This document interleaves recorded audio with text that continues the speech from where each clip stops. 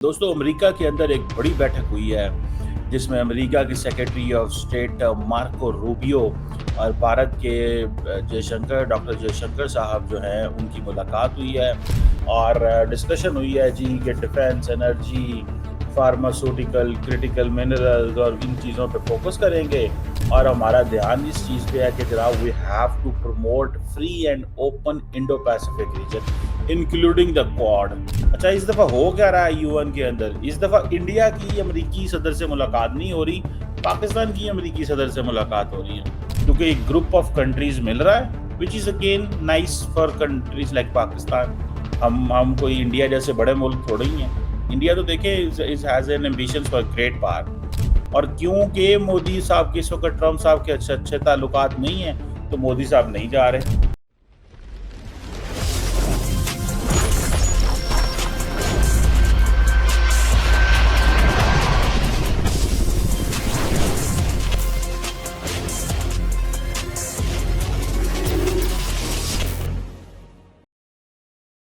जी hello दोस्तों, मैं हूं कमर चीमा। उम्मीद है आप लोग ठीक होंगे। दोस्तों अमेरिका के अंदर एक बड़ी बैठक हुई है जिसमें अमेरिका के secretary of state Marco Rubio और भारत के डॉक्टर जयशंकर साहब जो हैं उनकी मुलाकात हुई है और डिस्कशन हुई है जी कि defence energy pharmaceutical critical minerals और इन चीज़ों पे फोकस करेंगे और हमारा ध्यान इस चीज़ पे है कि जनाब we have to promote free and open Indo Pacific region including the quad.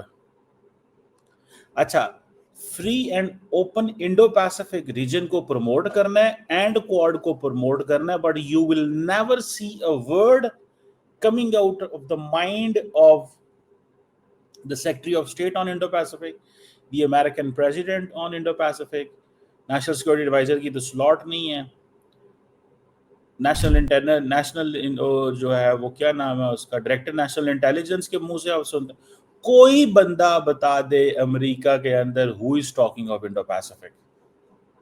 मैंने खुद रिसर्च किया इंडो पैसिफिक के ऊपर and I follow that very vigorously and I am very much interested to know, I am very much interested to know कि ये क्या है।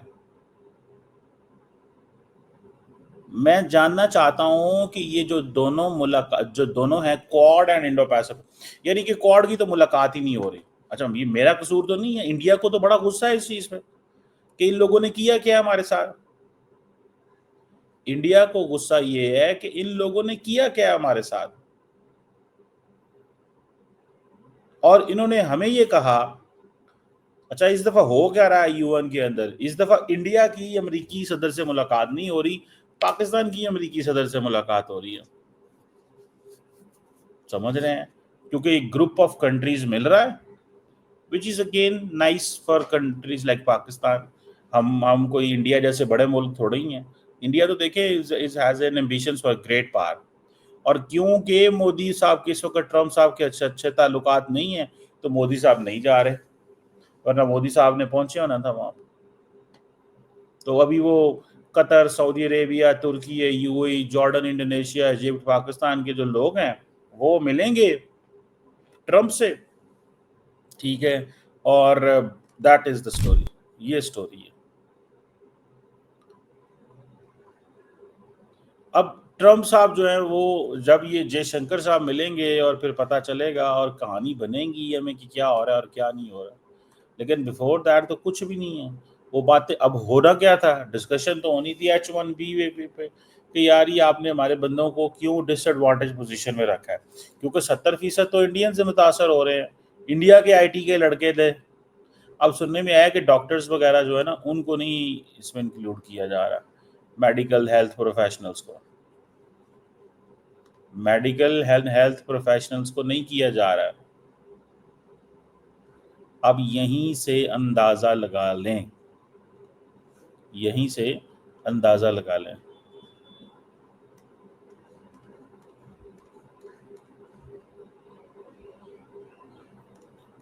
इस चीज से ही आपको पता चल जाएगा कि क्या है और क्या नहीं है। मुझे जाती तौर पे ये लगता है, what I understand and what I have realised, that Pakistan की सेक्रेटरी ऑफ स्टेट से मुलाकात होगी प्रेसिडेंट से मुलाकात होगी। Things have changed. There used to be a time when Indians used to meet with the defense with the president, और पाकिस्तान की secretary of state से भी मुश्किल से मुलाकात होती थी, यहाँ होती नहीं थी। समझ रहे हैं? और अब क्या है, अब थोड़ी गेम डिफरेंट हो गई। पहले जब अमेरिकन ने पाकिस्तान से राब्ता करना तो उन्होंने सीधा पाकिस्तान के वजीर आजम से कर लेते थे, ये कुछ महीने पहले।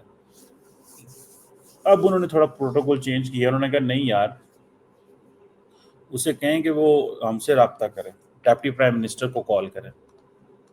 सो डेप्टी प्राइम मिनिस्टर जो है ना वो कॉल करता है।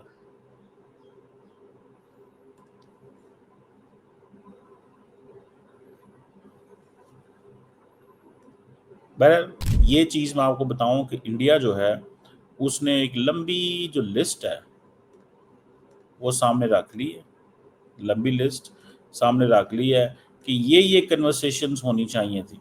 H1B के ऊपर जारी बात है, कन्वर्सेशन हो रही है। अब होगा क्या, उसका नुकसान क्या है? उसका नुकसान गहरा है। नुकसान ये है कि जारी बात है इंडियंस जो हैं वो ऑल्टरनेट मार्केट्स यूरोप की तरफ जाएंगे। अच्छा, यूरोप में प्रॉब्लम ये है, वहाँ लैंग्वेज सीखनी पड़ती है, तो वो एक आधा बैरियर तो पहले ही आ जाता है। यूरोप में लैंग्वेज सीखनी पड़ती है, आधा बैरियर तो पहले ही आ जाता है। तो फिर करें क्या और क्या ना और किस तरह। अब ये जो मार्को रूबियो साहब ने मुलाकात हुई है, इसका मतलब ये था कि अमेरिकन को मजीद एक्सेस मिले। वो कह रहे हैं कि आप हमारे कैसे पार्टनर हैं, आप चाइना को क्या मैसेज दे रहे हैं। आई एम श्योर जयशंकर साहब ने ये बात की है कि आप चाइना को क्या मैसेज दे रहे हैं। आपने हमें बीच चौक चौराहे में लाके खड़ा कर दिया है। हमारे लोग जो हैं वो, खबरें आ रही थी कि जनाब वो थे क्या नाम है उसका, जहाज़ों से उतर रहे हैं, कोई जा नहीं सकता, कोई आ नहीं सकता, क्या होगा। कंपनीज ने अपने एम्प्लॉयज़ को कहा do not leave the USA, companies ने अपने एम्प्लॉयज़ को कहा कम बैक। वो बाद में अमेरिकन ने क्लियर कर दिया था, लेकिन ये बात तो चली कि नहीं चली। तो जो मोदी साहब की और ट्रम्प की मुलाकात हुई उसके बाद दो एग्रीमेंट उन्होंने चीज़ें कर दी। एक उन्होंने चाबहार के ऊपर इंडिया पे पाबंदी लगा दी और एक H1B पे लगा दी। सो मैंने तो कहा था आपको कि ये this is what they are going to do. वो इस तरह करने जा रहे हैं, वो एक सख्त लाइन लेंथ लेने जा रहे हैं। And now they will be soft, they will be soft on India publicly speaking, soft on India publicly speaking. Publicly speaking क्यों? Because that does not leave a good message, that does not leave a good message for the other allies. जो बाकी allies होते हैं उनके लिए अच्छा message नहीं जाता।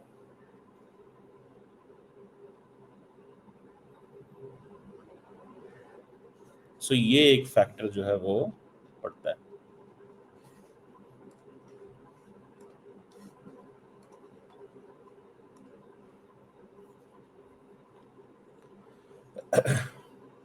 बहरहाल ये एक फैक्टर है जो दैट इज देयर।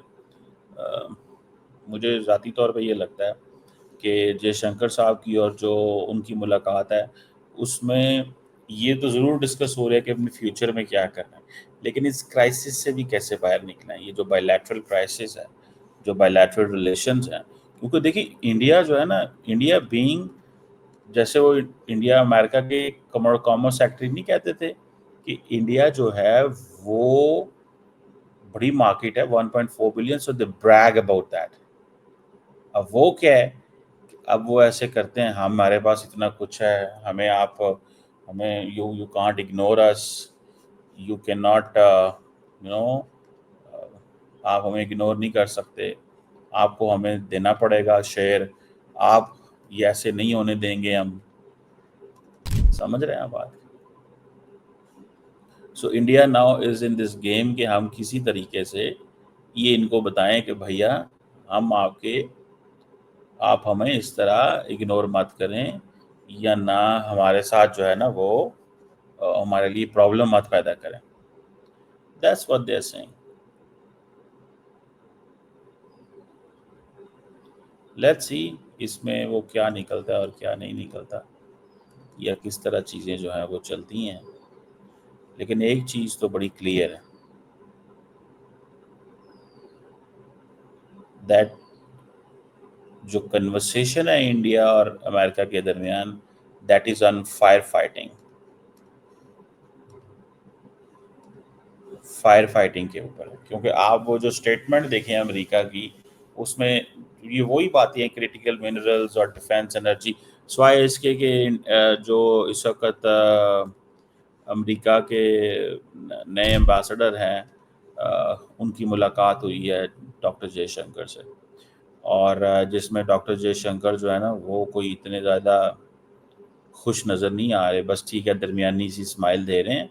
और वो जो नए एम्बेसडर साहब हैं, सर्जियो गौर, वो थोड़ा सा हंस खेल रहे हैं उनकी खुशी से कि मैं उस मुल्क के फॉरेन मिनिस्टर को मिल रहा हूँ जो जिस मुल्क मैंने जाना है उससे मेरी पहली मुलाकात यहाँ पे हो रही है।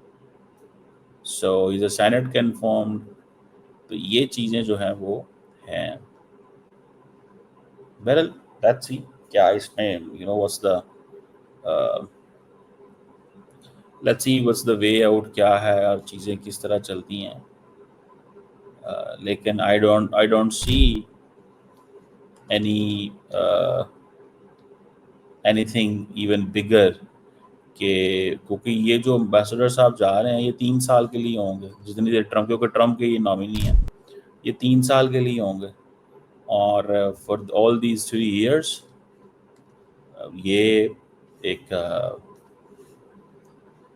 वो जैसे कहते हैं ना, एक एक एक वो चीज़ बिल्ड करना चाहते हैं इंडिया और अमेरिका के दरमियान जो ट्रम्प चाहते हैं, ना कि ये वो चीज़ बिल्ड करेंगे जो इंडिया कहेगा या माजी की जो कहते थे।